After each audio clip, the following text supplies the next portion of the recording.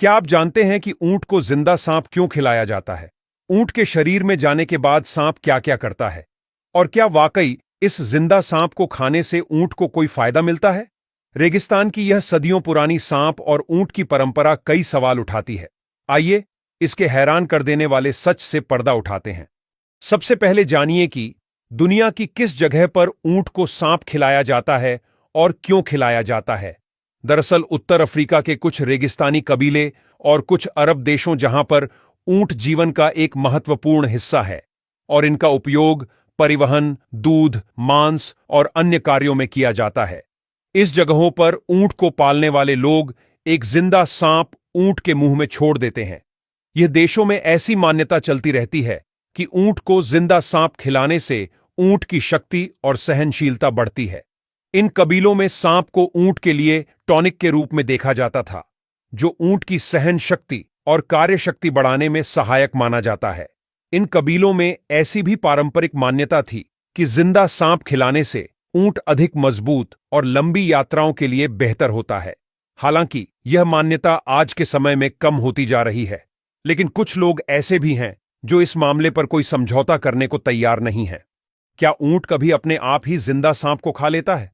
काफी वीडियो में कहा जाता है कि अगर ऊंट को अपनी तबीयत खराब दिखती है तो वह अपने आप ही किसी सांप को खा लेता है। लेकिन वैज्ञानिक नजरिए से देखा जाए तो ऊंट की ऐसी हरकत करना असंभव है, क्योंकि ऊंट एक शाकाहारी जानवर है और वो कभी भी अपने आप कोई जिंदा सांप को खाने की कोशिश नहीं करता है। ऊंट अपने आप ही सांप खा ले, वह बात सिर्फ एक मिथ्या है। अब जानते हैं कि ऊंट के शरीर में जाने के बाद सांप क्या करता है और ऊंट का क्या हाल होता है।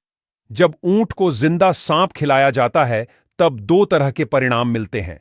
नंबर 1, यदि सांप जहरीला होगा तो हो सकता है कि जब ऊंट को सांप खिलाया जा रहा हो और उस समय वह जहरीला सांप ऊंट की जीभ या ऊंट के मुंह में काट ले, तो हो सकता है कि ऊंट में सांप का जहर फैल जाए और ऊंट की जान भी जा सकती है। हालांकि ऐसा होना दुर्लभ है और शायद ऐसा कोई किस्सा सामने आया भी नहीं है कि सांप ने ऊंट के मुंह में काट लिया हो और ऊंट की जान चली गई हो, किंतु यह घटना होने की पूरी संभावना है।